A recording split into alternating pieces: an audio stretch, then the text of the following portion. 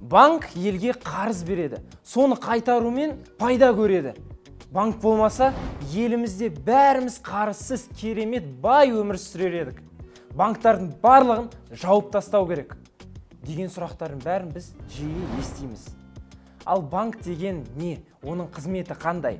Осы сұрақтарға осы видеода жауап береміз. Банк дегеніміз ол қаржылық ұйым. Елімізде банктың екі негізгі түрі бар. Біріншісі ол ұлттық банк.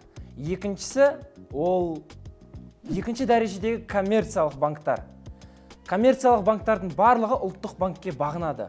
Ұлттық банктың мәртебесі жоғары, және ол сіз секілді жеке тұлғаларға, заңды тұлғаларға қызмет жасамайды.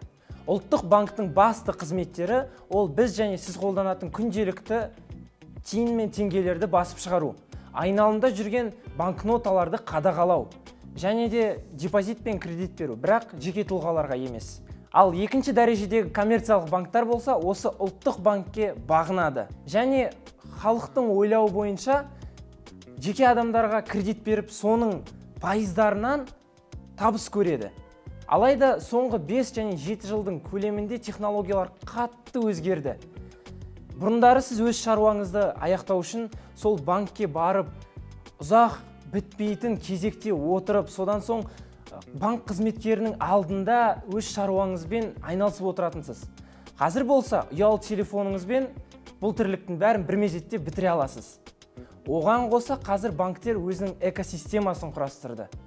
Сол себепті сіздер тек қана кредит алмай, депозит те аша аласыздар, төлем карталарын аша аласыздар, жеке әртүрлі шоттар аша аласыздар. Мысалы, біздің серіктестеріміз Жусан банкты алатын болсақ, өзінің экосистемасын керемет құрастырып тастаған.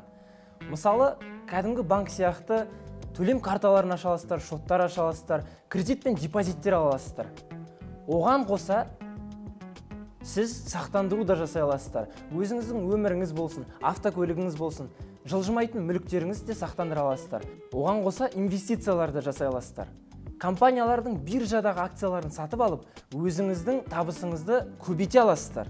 Оған қоса онлайн магазин бар. Өзіңізге керек заттарға тапсырыс бере аласыздар. Үйіңізге дейін жеткізіп бере алады.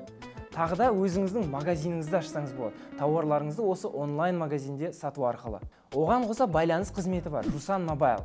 Жусан банк картасының иелері қызметтерді тегін қолдана алады. Осыған қоса саяхаттағыңыз келсе, ұшақ билеттері, қонақ үйге броньдарды да Жусан банк арқылы жасасаңыз болады.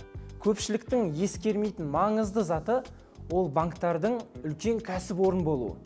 Яғни Қазақстандағы әрбір банк 2000-нан 7000-ға дейін адамдарға жұмыс ұсынып отыр. Ойымды қорытындылай келе, ақша ол еліміздегі және әлем экономикасындағы қан айналым жүйесі. Ал банктар болса, осы қан айналымды қадағалайтын құрал. Ал бүгінге осы сіздермен болған Марлен. Видео ұнаса, лайк пен комментарийді басуды ұмыт кетпеңіздер. Арнамызға тіркеліп, бірге қаржылық сауаттылығымызды дамытқымыз келсе, басқа да видеоларды көріп кетіңіздер. Сау, сәлематта болыңыздар.